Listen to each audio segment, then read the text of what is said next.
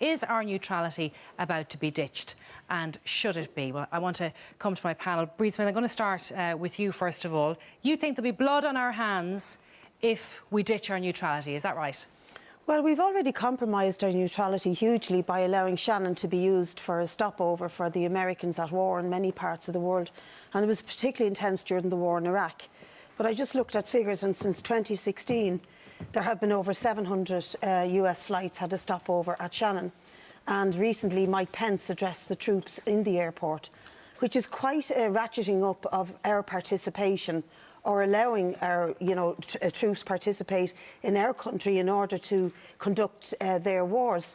And I think our neutrality is compromised, but I would be extremely worried about the proposals that are coming from the MEPs in Europe now to ratchet up our participation in a militarised effort from the EU to spend more money on arms. I mean, it's ironic, in the document the MEPs produced, they talk about being concerned about the proliferation of arms, and yet they talk about ratcheting up spending on arms and armaments. And we are going to commit ourselves to increasing our budget to 2% of GDP on defence, and yet these same MEPs have never opened their mouths about the conditions that our soldiers and defence forces live in.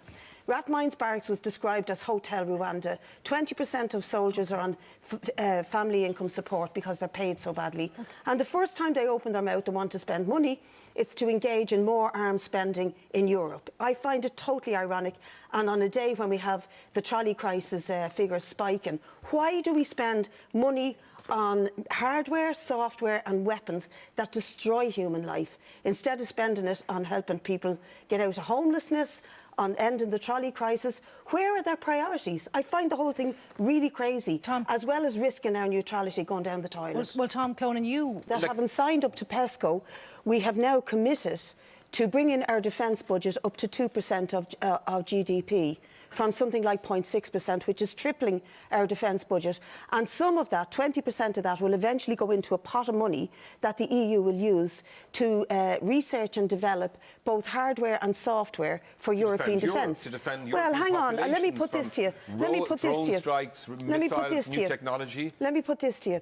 The French recently bombed Syria as part of the proxy war that was taking place in that country, that is still taking place there. The French are former imperialist power in Syria.